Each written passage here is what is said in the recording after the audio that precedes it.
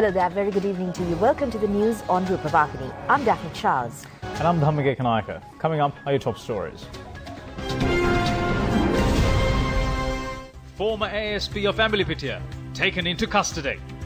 The President reiterates everyone should be united in fulfilling their collective responsibility of protecting the environment. The Prime Minister says the Theravada Ecclesiastical Draft Bill should be enacted with the blessings of the Mahanayaka Theras. The bodies of 5 missing fishermen left for fishing in the deep sea from the Gulf Fort recovered. A stock of gold biscuits valued at 40 million rupees discovered in possession of a woman from Jaffna. Lasith Malinga to lead Sri Lanka for several upcoming international cricket tournaments. Britain's European Union reform demands are to be unveiled today. On to those and other stories in detail now. Former Ambilipitia Assistant Superintendent of Police DWC Dharmaratna has been taken into custody by the Criminal Investigation Department today. The arrest was made on an order issued by the Ambilipitia magistrate. The ASP has been taken into custody in connection with the death of a person following his fall from a balcony in an ensuing clash between the residents and the police during a party at an upstairs building in the Ambilipitia town. The Magistrates Court has ordered to arrest all police officers, including the Ambilipitia Headquarters Inspector, along with the ASP.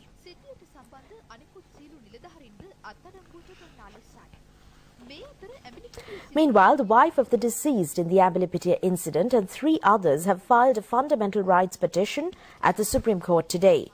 The IGPs, several police officers, the Attorney General and 7 others have been cited in the petition as respondents. The wife of the young man who died in the incident has pleaded the Supreme Court to publish the police investigation report for public interest. She further urged the judiciary to declare that her fundamental rights had been violated due to this incident and grant her compensation of 10 million rupees. Attorney-at-Law Priyalal Sirisena says that the petition was filed by the wife of the deceased claiming a compensation of 10 million rupees. They are going to plead the court to direct the Attorney General to file a case against all police officers involved in the incident. Now, President Maithripala Sirisena reiterates that everyone should join hands to fulfill their collective responsibility of protecting environment for the sustenance of all living beings. He points out that people of some developed countries had to carry oxygen bags because of the severe environmental pollution in their surrounding areas. The President was speaking at the World Wetland Day National Programme in Pambala, Chilau today. Sri Lanka signed the Wetland Conservation Accord in 1990. This year, National Wetland Day theme is to protect wetlands on behalf of future generations towards a sustainable livelihood. It was jointly organised by the Central Environmental Authority and the Wildlife Conservation Department. 4 commemorative stamps were released in connection with the Wetland Day. Commemoration stamp on the first day cover was presented to the President. Thereafter, the President planted a mangrove plant. He also presented the awards to the winners of Wetland Painting 2016 countrywide art competition.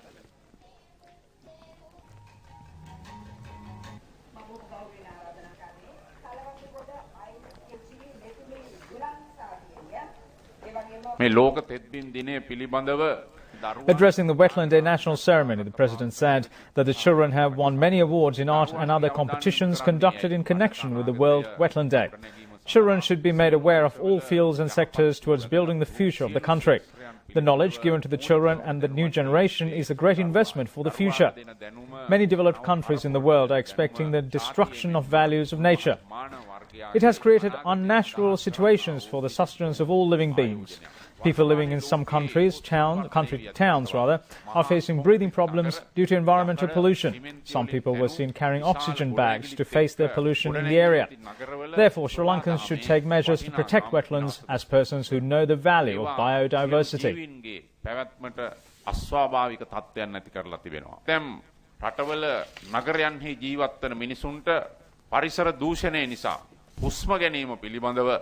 ප්‍රශ්න පැන නැගිලා තිබෙනවා. සමහර නගරවල අද ලෝකේ oxygen බෑගයේ කරේ දාගෙන යන තත්වයට ස්වභාව ධර්මය විනාශ කිරීමේ ඛේද වාචකයට මුහුණ දීමට සිද්ධ වෙලා තිබෙනවා. ඒ නිසා අපි අපේ රටේ සෑම විටම ජෛව විවිධත්වයේ වටිනාකම් දන්නා පිරිසිදයට ඔබ අප සෑම කෙනෙක්. ලෝක තෙත්බිම් දිනේදී තෙත්බිම් ආරක්ෂා කිරීම වගේම සොබාදහම ආරක්ෂා කිරීම, සොබාධර්මයෙන් නිර්මාණයන් ආරක්ෂා කිරීම අපි කාගේත් වගකීමක් සහ යුතුකමක් වෙනවා.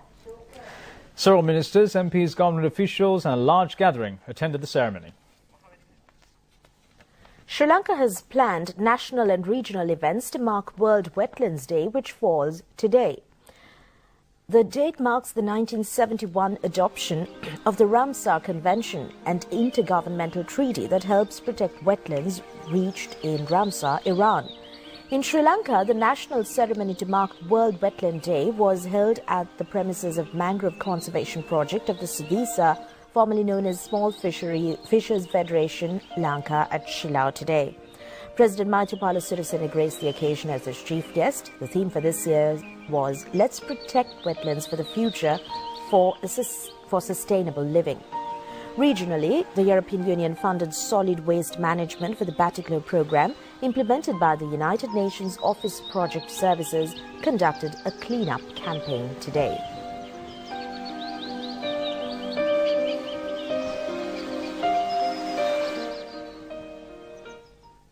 Prime Minister Ranil Wickremesinghe says that Theravada ecclesiastical draft bill should be implemented with the blessings of the Mahanayaka Theras for the protection and benefit of the Buddha Sasana. The Premier was speaking at a meeting convened to discuss problems of young monks at Temple Trees in Colombo today. Around 100 Buddhist monks were present at Temple Trees to attend the meeting. A set of proposals, including problems of young monks, was handed over to the Prime Minister on the occasion. The Prime Minister had decided to appoint a committee headed by the Buddha Sasana Minister with the blessings of the Mahanayaka Theras to solve these problems. Prime Minister Ranil Wickremesinghe said that the members of the Mahasangha have given the ecclesiastical bill and it was handed over to the Cabinet. The government's responsibility is to enact this draft bill in Parliament. If the Mahanayaka Theras and Executive Sangha Council have endorsed it and made a request from the government. If they reject it, then no action will be taken to pass the bill in Parliament. Under this setup, the task of the Cabinet of Ministers is similar to the task of a postman. Members of Parliament should have their liberty to speak in Parliament. He said that this ecclesiastical bill has been devised on behalf of the Buddha Sasana. If it demands us to implement it, then we will have to do it. We are now in the period of the 20th century. There were no Theravada Bhikkhu dialogues for a long period. When such occasions of introducing Bhikkhu dialogues arise, there may be problems sometimes. He said that he is also proposing to put such matters into dialogue with Mahanayaka Theras and the Sangha Council. It should be confined to their sects and Buddha Sasana only. The government will put forward a set of proposals in accordance with their likings if it is given the responsibility to introduce the ecclesiastical draft bill. Activities of Buddha Sasana should be handed over to the Sasana alone. The Buddha Sasana would be protected if it acts within the stipulated framework. If there is a need of a judiciary for bhikkhus, then it could also be discussed at the Sangha Executive Council. He pledged to enact any such bills in Parliament if the members of the Mahasangha endorse it. He said that his personal view was that such Sanghadhikarana is good for the country. Sri Lanka Navy today recovered 5 bodies of fishermen who went missing when their fishing boat collided with a ship in the deep sea off the Gold Coast. Now, the bodies of fishermen were found in the vicinity of the mid-sea incident during search missions carried out using Navy patrol boats. The recovery of bodies were made 40 miles off in deep sea near Little Bases. The bodies are currently being transported by boat to Galle Harbour. These fishermen were residents of Jayala, Radgama and Kahavatta. Now, former President and MP Mahinda Rajapaksa and several deputy ministers visited the Valikada prison today to see Yoshida Rajapaksa, who is in remand custody. Now, Deputy Minister Arundhika Fernandes said that there was no problem of law, but we have a problem with the FCID. Everyone was of the view that this institution is illegal at a time where police commission is in force. That was our view. He said that the people have lost faith in the system. They were planning to hold discussions with the President on this matter. ඒක තමයි අපිත් දරන මතය. මේ ආයතනයේ සම්බන්ධයෙන් අපිට ගැටලුවක් තියෙනවා. ඒ ආයතනය පිළිබඳ තියෙන විශ්වාසය මම හිතන්නේ යම්කිසි දුරටකට පළුදුලා තියෙනවා කියලා අපි හිතන්නේ. අපි මේ සම්බන්ධයෙන් අධිකරු ජනාධිපති මෛත්‍රීපාල සිරිසේන මැතිතුමත් එක්කලා අපි සාකච්ඡා කරන්න බලාපොරොත්තු වෙනවා. Parliamentarian Mahinda Rajapaksa told the media told a meeting at Abhiramaya that he is awaiting for the court order on this matter. Other judicial avenues are being explored under the circumstances. FCID cannot be accepted as a legal entity. Research assistants from the Sri Lankan Parliament participated in a US-supported workshop to help members of Parliament better hear and address the concerns of their constituencies. The training, conducted in both Sinhala and Tamil, is part of the approximately 73 million rupee project from the United States, Agency for International Development, to assist the Sri Lankan Parliament become more effective and responsive to the people they represent. USAID Mission Director Reed Eskelman welcomed participants to the Parliament training program, sharing technical assistance to improve both efficiency and responsiveness to constituencies. Now, Sri Lanka Bar Association says that the apprehension of Yoshida Rajapaksa will be precedence towards implementation of the rule of law to everyone equally. Members of the Bar Association and civil organisations expressed their views on the matter at a media conference in Colombo yesterday. The Secretary of the Sri Lanka Bar Association, Attorney at Law, Ajit Patirana, said that President's son or any other is equal before the rule of law. If a person commits an offence and there is evidence to prove it, then that person should be taken into custody and produced before the court. It is a good precedent. It is a red light for all politicians and their relatives to think twice when they commit an act against the law in the future, because the country is ready to implement the rule of law. රටක් වශයෙන් නීතිය ක්‍රියාත්මක කිරීමට ජනතාව පෙළගැහිලා සිටින බව. The civilian power organisations also convened a media briefing to make their views known to the public yesterday. The co-convener of the civilian power, Gamini Viangoda, said that he would like to propose to take the judicial process under an accelerated process. Otherwise, Yoshida Rajapaksa will be granted bail by next week and the case will drag on for at least 2 more years. He noted that he is not going to talk about persons who were arrested earlier. We have forgotten the name of Basil Rajapaksa. No one talks about it. He said that his case is still pending. People have never expected such a slow process. People's intention is not only to bring those criminals and corrupt persons before the law, but also to punish them in accordance with the provisions of the law. A member of the organisation, Anura Bandara Rajaguru, said that a case was filed against those suspects for money laundering amounting to a massive sum of 234 million rupees. The case was filed under the Money Laundering Act after his action they have taken for the political advantage using the Sun for guerrilla marketing. They're going to market tiers over television channels. Extremist statements were being made by using media freedom today. Petty political power hunger and the system of guerrilla marketing for the escape of wrongdoings were behind all these activities. The Australian High Commission is to support the growth of regenerative agriculture in Sri Lanka through direct aid programs. Second Secretary Nick Burnett and Research Officer Namal Pereira visited a project run by the Neosynthesis Research Centre in Parliament in the Puttalam district, which teaches local farmers about regenerative agricultural techniques and climate resilience. By introducing diverse species for cultivation and teaching farmers how to make their own compost and natural-based pesticides and fungicides, the project has helped farmers to become food secure, reduce the costs and time of production, and improve the quality and health of their crops. More than 100 farmers are expected to benefit from the program. The Colombo District Court has issued notices to the President of the United Nurses Union, the Venerable Muttettuwe Anandathera, a resident bhikkhu of Abhiramaya Narahempita, to appear before court on the 15th. This was in response to a plea made by the Venerable Padberiye Vimalanyanathera to prevent Muttettuwe Anandathera from using Abhiramaya for political and professional activities. Abhiramaya Purana Vihare Narahempita is a property belonging to the members of the Mahasangha, which is under the control of Temple and Devala Act. The Venerable Padberiye Vimalanyanathera says that the temple is being used for petty objectives. Therefore, he pointed out that such actions have exerted damage on the image of the temple and meaningful systems of Buddha Sasana.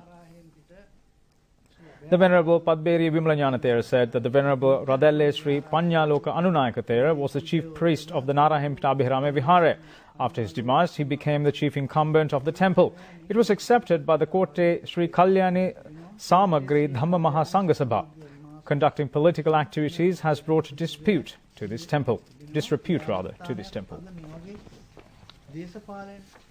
Following an interval of several decades, a steam locomotive is travelling from Colombo to Badulla. A group of German tourists have joined this significant journey. The steam locomotive number 213 commenced its journey from the Colombo Fort railway station last morning. The first leg of the journey concluded in Kandy. Tourists started the second leg of the journey from Kandy this morning, and the train reached Hatton this afternoon. People flocked to the Hatton railway station to witness the rare sight. The third leg will be commenced from Nanuoya to Badulla tomorrow morning.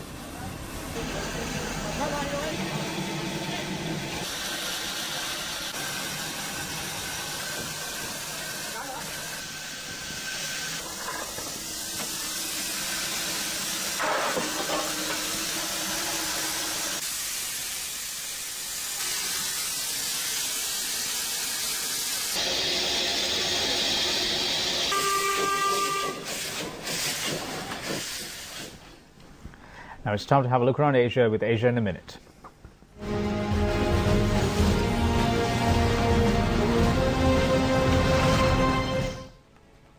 More than 100 people have been arrested in a crackdown on abuses in Thailand's multi-billion-dollar seafood industry. China yesterday launched a new generation satellite to support and expand its global navigation and positioning network, Beidou. Millions of people left China's capital Beijing by train today, making their long journey home to spend the Lunar New Year with their families. A festival featuring snow huts called Kamakura began in Nikko City, north of Tokyo in Japan. The opening of the annual event was postponed for a week this year because the area didn't have enough snow.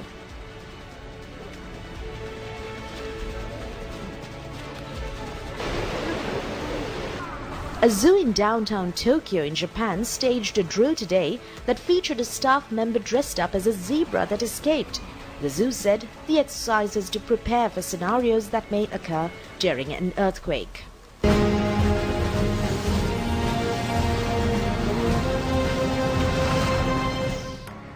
President Maithripala Sirisena says that Sri Lanka Navy is a powerful force in the world with battlefront knowledge and modern technology. He asserts that Sri Lanka has the only naval force in the world that has faced terrorist Sea Tiger suicide squad. He noted that it brings dignity for everyone. A passing out ceremony of 81 naval officers at the Trincomalee Naval and Maritime Science Institute was held under the patronage of the President. This institute was started in 1967.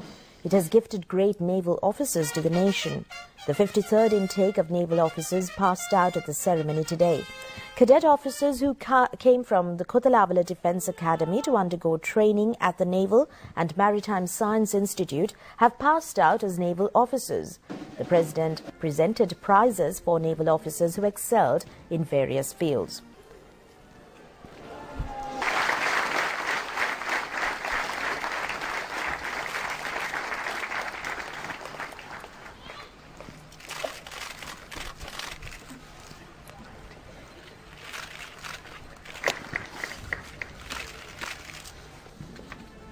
The President told the gathering of naval officers that he believes the Sri Lanka Navy is the first naval force in the world that has faced a terrorist Sea Tiger suicide squad. The Sri Lanka Navy has engineering and technological know-how, and it has gained the honour of using warships that have the ability to destroy terrorist suicide vessels. These warships had been turned out by our naval forces. The three armed forces, police, civil defence department and all other security divisions have fulfilled a noble service on behalf of the motherland by ending 26 years of brutal terrorism and restoring peace in the island. He paid a tribute on behalf of the nation to the Sri Lanka Navy for its great service for the country. ඒ නිසා 26 වසක ම්ලේච්ඡ ත්‍රස්තවාදී යුද්ධය අවසන් කරලා මේ රට සාමය ළඟා කර ගැනීමේදී ත්‍රිවිධ හමුදාව, පොලිසිය, සිවිල් ආරක්ෂක දෙපාර්තමේන්තුව ඇතුළු සියලු ආරක්ෂක අංශ මුළුමහත් මාතෘ භූමිය වෙනුවෙන් කරන ලද උතුම් මෙහෙවරේදී අපේ ශ්‍රී ලංකා නාවික හමුදාව ඒකල ශ්‍රේෂ්ඨ වූ විශිෂ්ට වූ මෙහෙවර අපි එදත් අදත් හෙටත් ශ්‍රී ලංකා රජයේ විදියටත් ශ්‍රී ලංකා ජනතාව විදියටත් ගෞරවයට පාත්‍ර කරමින් ජාතියේ ගෞරවය සහ ප්‍රණාමය ශ්‍රී ලංකා නාවික හමුදාව වෙත පිරිනමනු ලබනවා. Now, the Road Development Authority of Sri Lanka and the Export-Import Bank of Korea, the Korea Exim Bank, will collaborate to explore durable solutions to ease the traffic woes that have plagued Kandy for the past decade. For all the tranquility that the Kandy city offers its residents and the tourists alike, its central business district has been afflicted with worsening vehicular congestion. The combined impact of narrow access routes, hilly terrain and being located in an environmentally and historically sensitive area severely restricts a smooth traffic flow in and out as well as within the Kandy city. Moreover, the 45 or more schools located within the Kandy Central Business District draws in about 1,000 private vans and a further mix of 10,000 private cars, tuk-tuks and motorcycles carrying students, in addition to east and westbound traffic severely congesting the roads during peak hours, making commuters expect at least double the travel time. A female suspect has been taken into custody by the police at Chavakacheri in Jaffna today, along with a stock of gold biscuits valued around 40 million rupees. A special police team has conducted the raid on a tip-off received by the Jaffna senior SP at around 4 a.m. today. The suspect was taken into custody near the Sangatane railway station in Chavakacheri. The police said that 70 gold biscuits weighing around 7 kilograms were in her possession at the time of her apprehension. The 50-year-old suspect is a resident of Jaffna.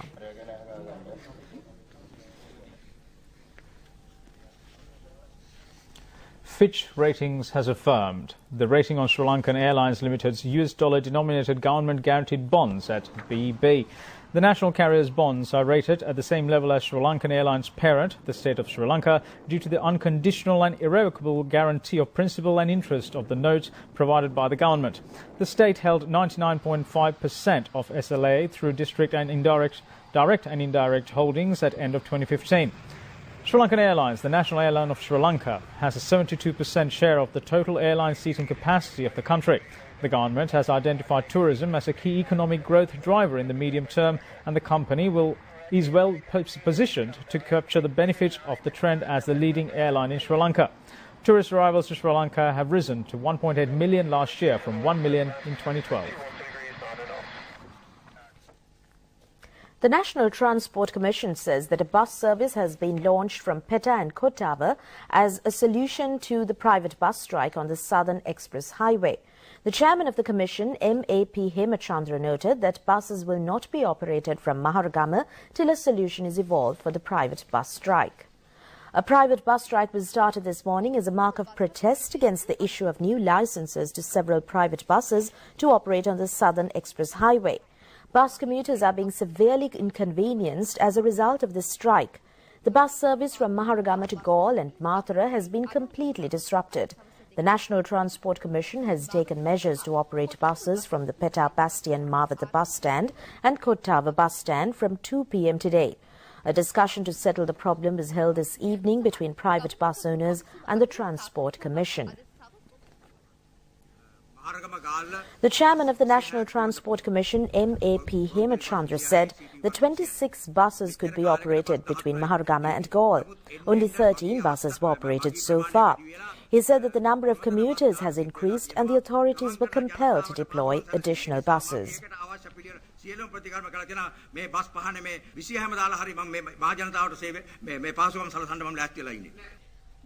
Meanwhile, bus owners said that ransom takers at the Maharagama bus stand are in the habit of collecting money from buses. A tense situation erupted between bus owners and the police following this argument. Meanwhile, a group of alumni of Santiniketan of India are holding an international art exhibition in Colombo. 28 artists from Sri Lanka and several other countries, including India, have contributed to this exhibition. The international art exhibition has been named Rabichaya. The artists say it is a tribute to the great poet Gurudev Rabindranath Tagore. The Festival of Santiniketan Friends is an annual event promoting art, sculpture, music and dance to a multi-diverse society. The Indo-Lanka Foundation jointly organized the exhibition.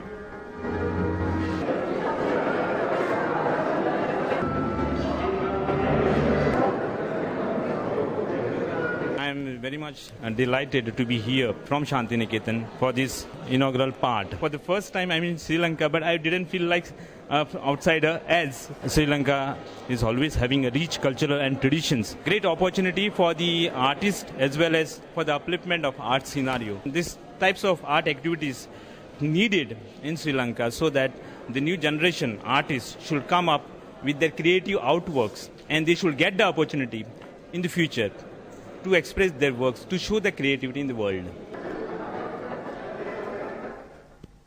And now to give you a stock update, the All Shares Price Index closed at 6,425.96 points, increased by 62.78 points, and the S&P SL20 Index closed at 3,357.42 points, increased by 34.93 points at the end of trading in the Colombo Stock Exchange today. Turnover was 3.8 billion rupees. Now here's a summary of the market details of the Colombo Stock Exchange today.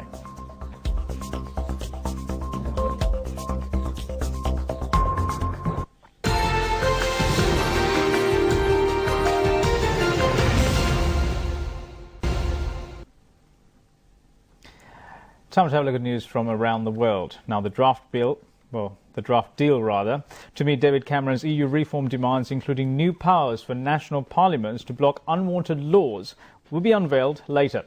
European Council President Donald Tusk will publish the text shortly.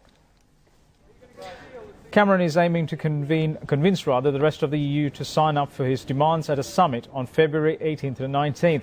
If the UK can get an agreement at the February summit, Cameron is expected to hold a referendum in June on whether Britain should remain in the EU. Sources in Brussels have told that they are expecting criticism of Tusk's proposals, but the EC president would not be publishing them if he was not confident the big European players were not on board.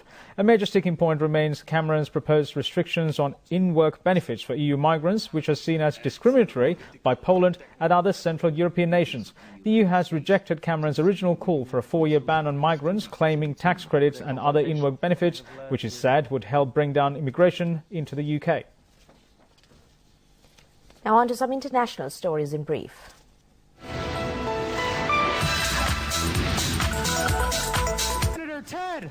Texas Senator Ted Cruz has won the Iowa Republican caucus, the first vote of the U.S. 2016 presidential election. He took 28% of the Republican vote, beating his rival, the once frontrunner Donald Trump and Marco Rubio. Votes in the Democratic race are still being counted, and some U.S. media have declared it a dead heat. With 95% of results confirmed, Hillary Clinton clung to the narrowest of leads over Bernie Sanders and told supporters she was breathing a sigh of relief. There is no chance that the Rio Olympics will be cancelled because of a Zika virus outbreak, Brazil has confirmed. The authorities said there was no risk to athletes and spectators except pregnant women at the August event. Earlier, the World Health Organization warned a disease linked to Zika posed a global public health emergency requiring a united response. Syria peace talks are continuing into a second official day in Geneva after a first meeting yesterday between the opposition and UN diplomats. For several days, it was unclear whether the opposition would participate in the talks at all.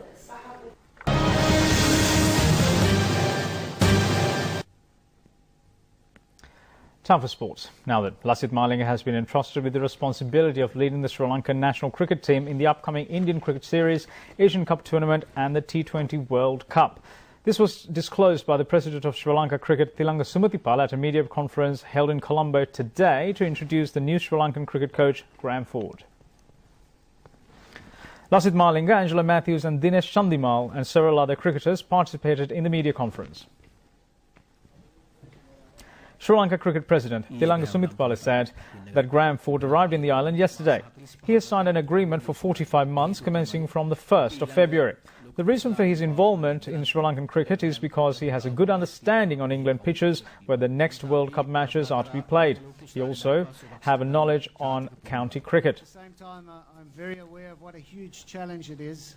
I think Sri Lankan cricket finds itself in the very early stages of a very important rebuilding phase. A lot of hard work needs to be done. I really look forward to the challenge and looking forward to getting out there and getting busy with the boys. අපි දැන් ඉන්නේ T20 තරඟාවලියට. ඉතින් T20 තරඟාවලියේදී බලන්න ඕනේ T20 තරඟයක් වෙනස් Sri Lanka T20 skipper Lasith Malinga said they're now in a T20 tournament. At least certain players with the ability to change a T20 game should be included in the cricket 11.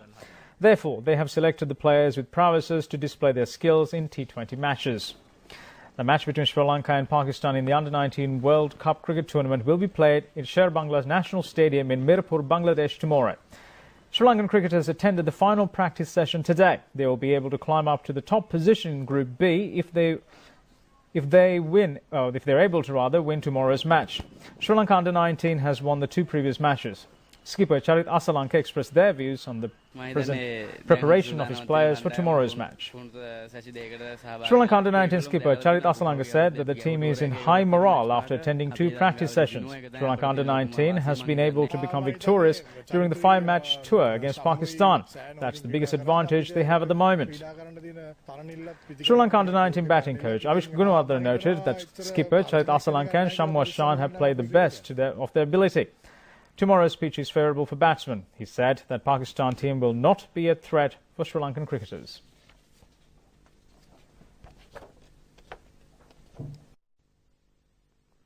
And as usual, we bring you the weather forecast before we go. The Met Department says that mainly fair weather will prevail over most parts of the island. However, a few showers can be expected in the eastern and southern coastal areas. Here is the weather forecast for the next 36 hours.